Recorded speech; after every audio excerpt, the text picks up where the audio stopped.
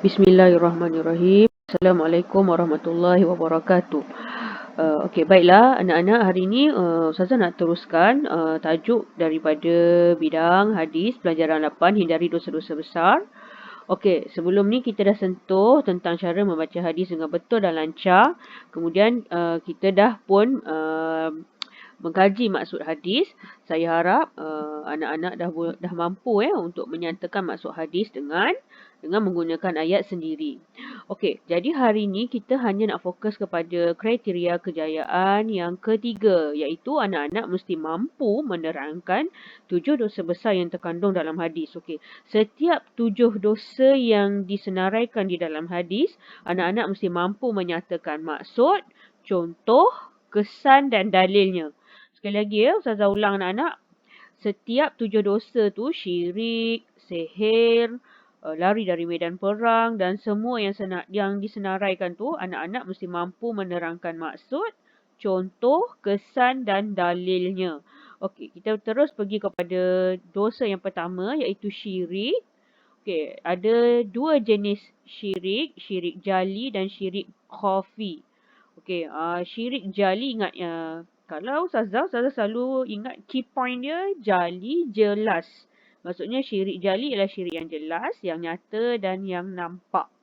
Dan syirik khafi ialah syirik yang berlawanan dengan syirik yang nyata, iaitu tersembunyi.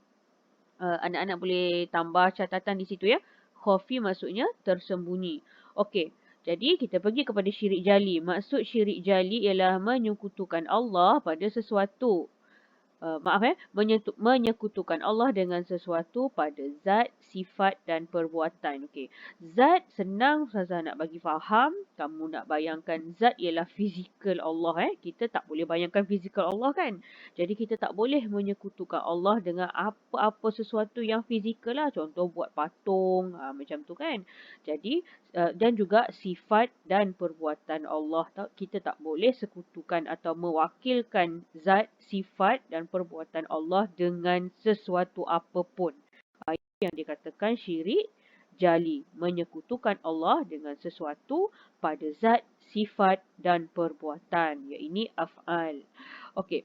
Contoh syirik jali yang jelas, nyata, kita boleh nampak dengan mata ialah menyembah berhala. Ya, contoh, selain daripada itu meyakini Nabi Isa sebagai anak Allah, selain daripada itu meyakini alam dikuasai oleh selain Allah, meyakini sesuatu pokok atau sungai itu ada kuasa, itu adalah antara contoh syirik jali. Seolah-olah macam kita meletakkan kuasa Tuhan kepada makhluk. Itu tidak boleh. Dan kesannya syirik jali mampu merosakkan akidah. Bila rosak akidah, efek dia apa? Akidah terbatal. Itu efek kalau kita buat perbuatan syirik jali. Okay, kita pergi kepada syirik khafi. Syirik khafi maksud syirik khafi melakukan sesuatu amalan bukan bertujuan kerana Allah. Contohnya ialah riak, ujub dan takabur dan lain-lain contoh lah. So kebanyakannya senang mudah nak kata syirik khafi ni ialah kebanyakannya penyakit hati. Riak, contoh, solat mengharapkan pujian. Ujub, merasakan diri sendiri hebat.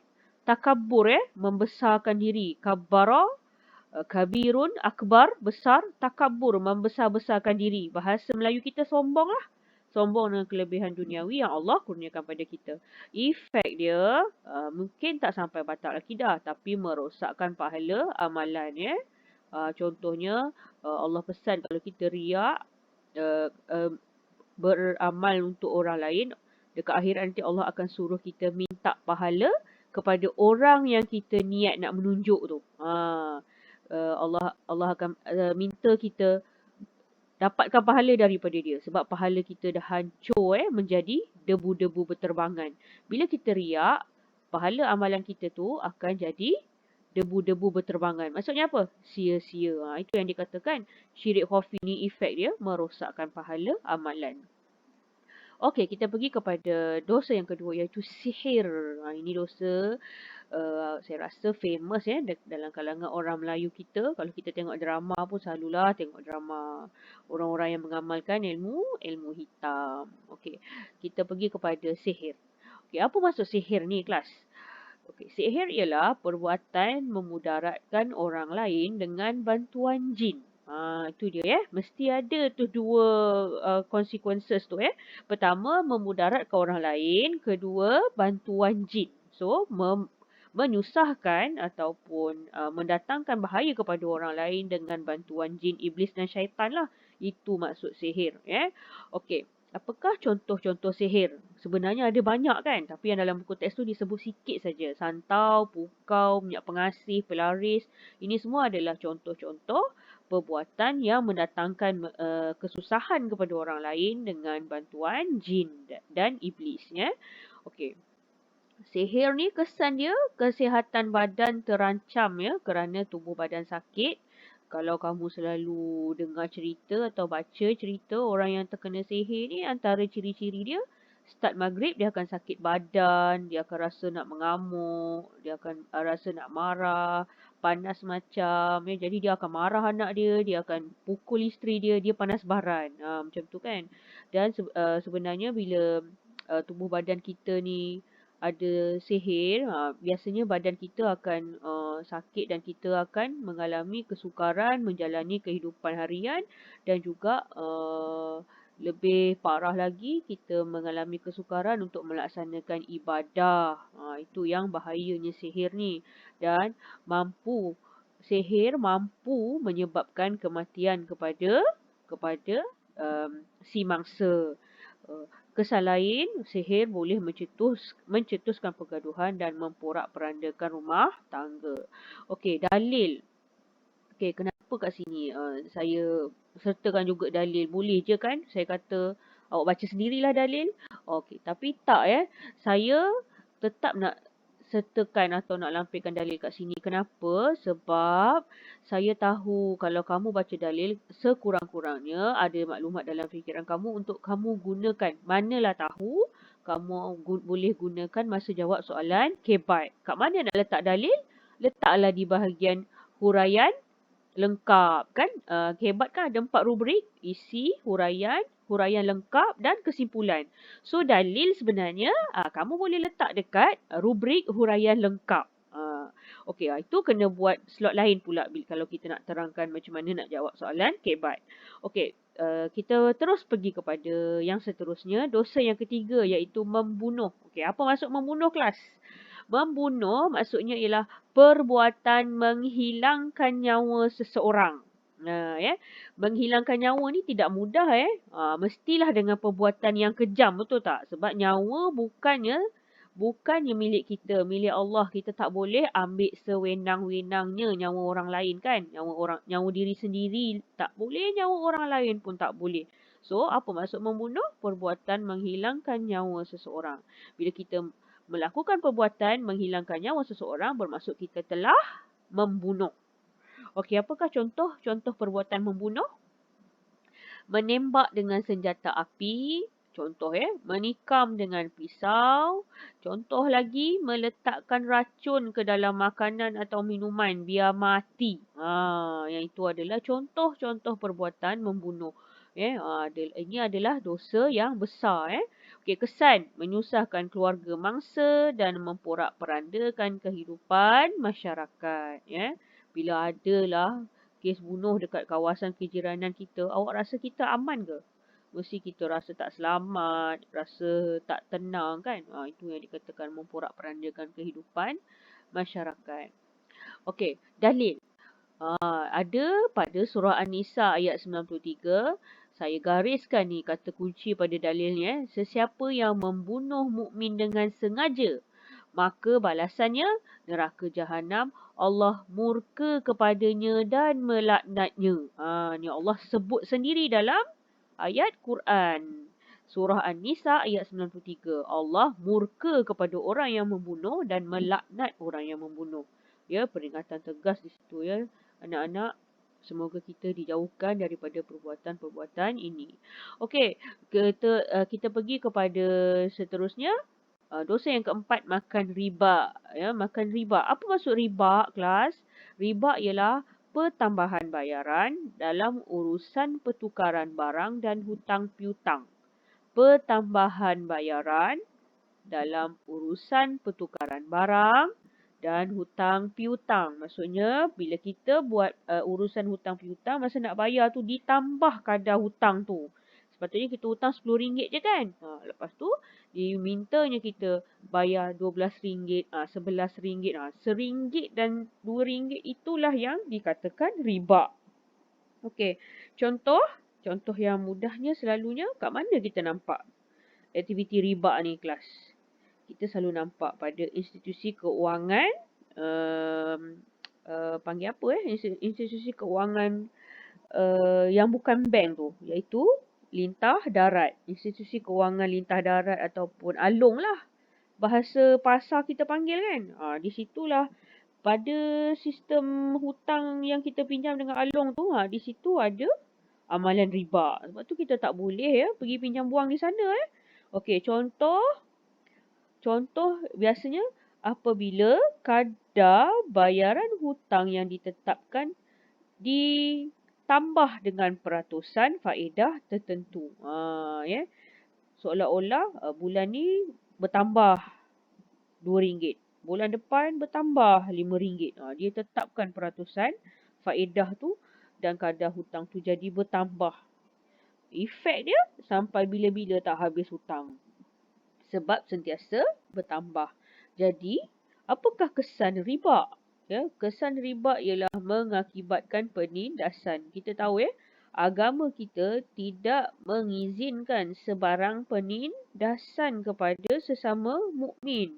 Jadi amalan riba ni memang jelas salah dalam Islam dan akhirnya akan membawa kepada kelumpuhan ekonomi.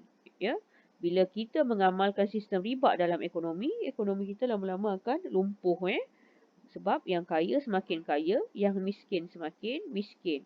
Okey, dalil maksud firman Allah, wahai orang beriman, bertakwalah kepada Allah dan tinggalkanlah saki baki riba yang masih ada pada orang yang berhutang. Nampak ni di sini ada perintah Allah di sini. Tinggalkanlah saki baki riba. Di mana nak refer ayat ni? Surah Al-Baqarah ayat 278.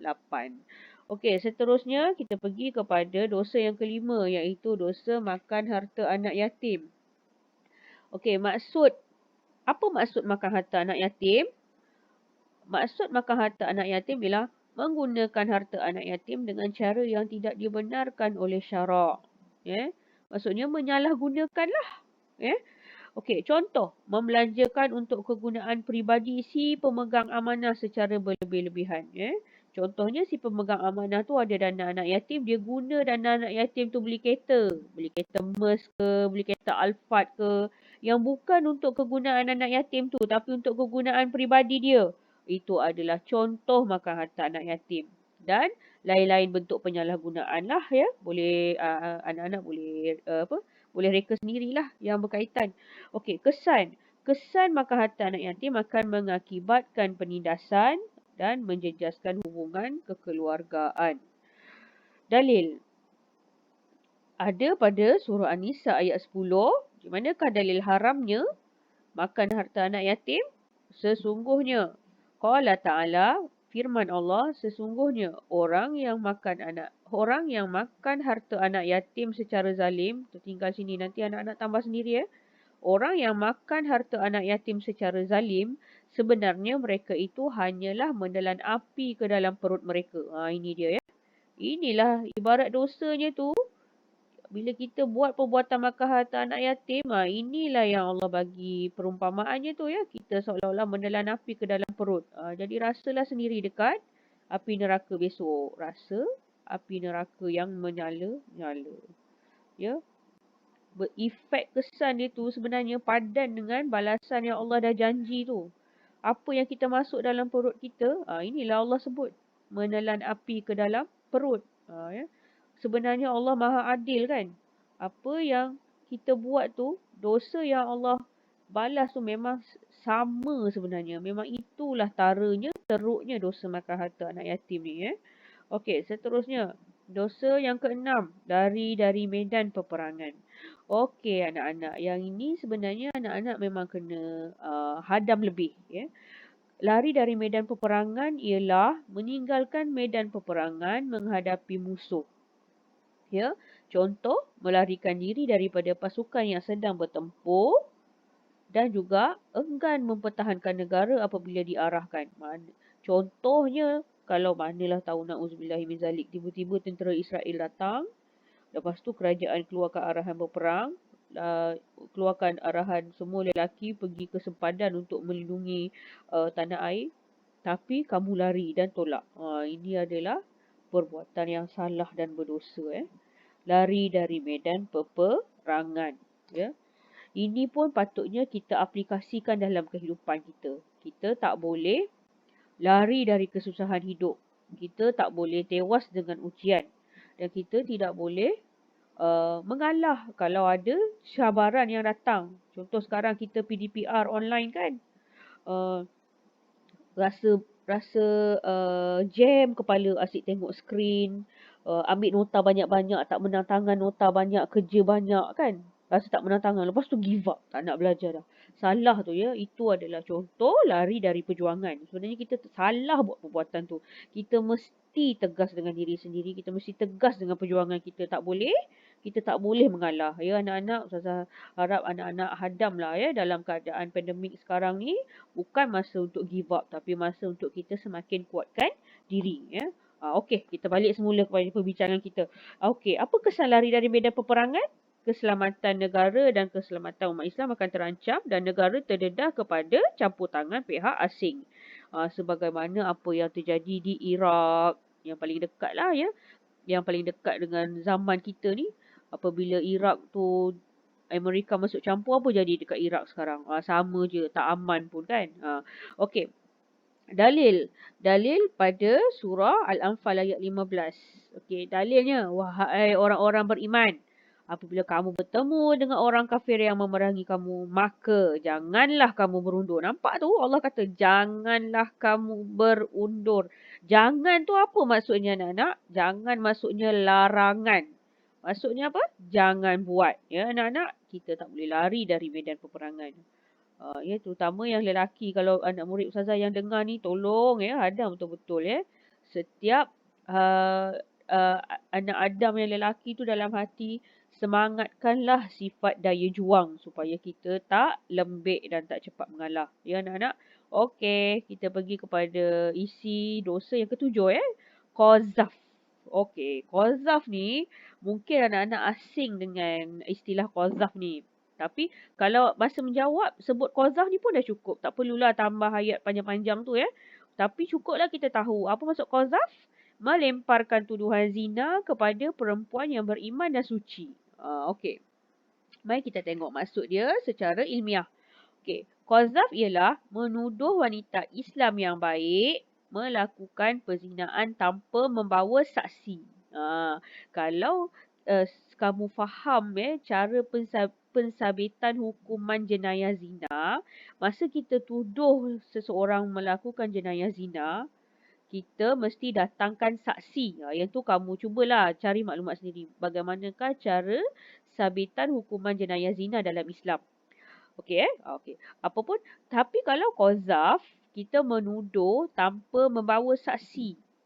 Itu adalah salah Menuduh tanpa bukti pun dah salah, betul tak? Menuduh lelaki yang baik melakukan zina pun kita rasa dah keji. Apalagi menuduh wanita Islam yang suci membuat zina. Itu lagi keji dan lagi itu memang perbuatan yang tercela Jadi kita tak boleh melakukan perbuatan melemparkan tuduhan zina kepada orang lain. Dan untuk fokus perbincangan kita ni, qazaf. Kita dilarang melemparkan tuduhan zina kepada perempuan mukmin yang suci. Okey, awak contoh. Contohnya kadang-kadang kita tengok simple je kan. Tapi tengok percakapan pertuduhan jelas seperti kau dah berzina ni. Kita cakap ayat macam tu pun sebenarnya dah dikira qazaf. Jadi hati-hati dalam percakapan. Jangan kita biasakan mulut kita bercakap dengan percakapan yang buruk. Ya. Dan apa lagi memanggil, wahai penzina kepada seorang wanita. Itu adalah salah, berdosa, melukakan perasaannya dan merupakan satu jenayah lah dalam Islam. Okey, kesan menjatuhkan maruah dan mencetuskan perbalahan.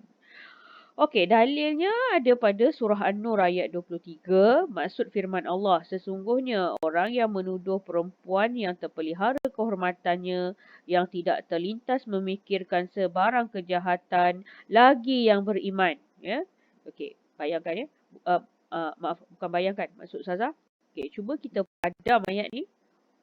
Perempuan yang terpelihara kehormatan, tidak terlintas sebarang kejahatan, lagi yang beriman ni, kita tutup sekejap. Cuba tengok. Sesungguhnya orang yang menuduh akan dilaknat dunia akhirat. Ya, dunia akhirat ni Allah sebut ni dalam ayat 23 surah An-Nur. Allah sebut akan dilaknat dunia akhirat bagi orang yang menuduh zina kepada perempuan yang terpelihara kehormatannya, tidak terlintas memikirkan sebarang kejahatan, lagi yang beriman. Kalau awak refer balik semula ayat hadis tu, apa dia? Wa qadhful muhsanatil mu'minatil ghafilat. Ya. Muhsanat, wanita yang terpelihara. Mukminat, wanita yang beriman. Ghafilat. Apa maksud ghafilat? Inilah dia. Tidak terlintas untuk memikirkan kejahatan di hatinya, apalagi melakukan zina.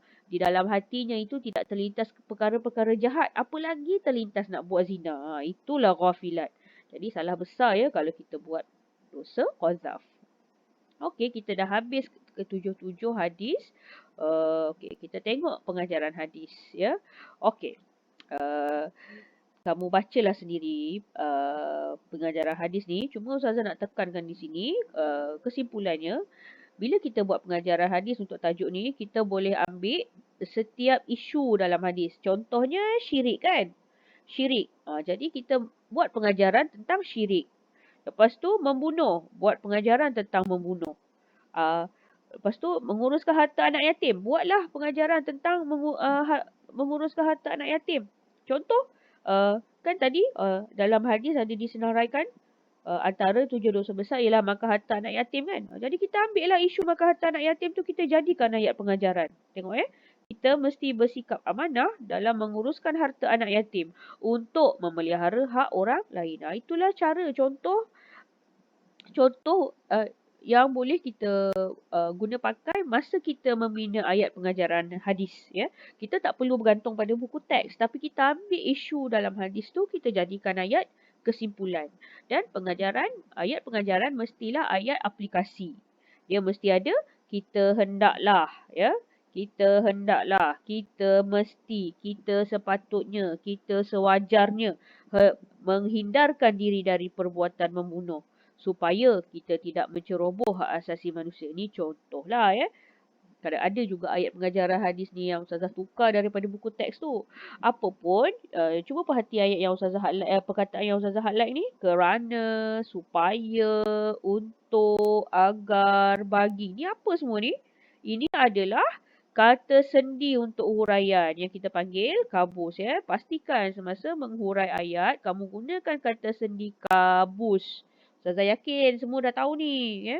Kabus. Apa itu kabus? K stand for kerana, A agar, B bagi, U untuk, S supaya. Ya, jadi jangan lupa masa membuat ayat pengajaran, masa menggunakan ayat masa nak buat ayat huraian untuk kebat, jangan lupa guna kata sendi untuk huraian. Yang jelasnya yang selalu kita guna memang ketara sangat, memang kita guna ialah kabus ya. Kabus. Jadi Ustazah nak ingatkan di sini, jangan lupa guna kabus semasa menghurai. Okey? Okey, ini adalah spektrum ilmu yang Ustazah screenshot daripada buku teks. Kita memang tak sempat kan nak sentuh semua kan. Jadi Ustazah nak juga tepek di sini supaya kamu alert ya. Ada ruang-ruang dalam buku teks tu yang kamu tak sentuh kalau Ustazah tak ingatkan.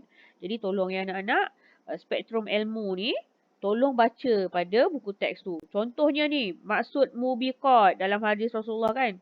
ijtanibus sab'al mubiqat. Di sini Imam Nawawi ada terang apa maksud mubiqat? Ni dia ya, muhlikat. Muhlikat ya halakah, kehancuran. So muhlikat ialah perkara yang membinasakan atau merosakkan atau menghancurkan.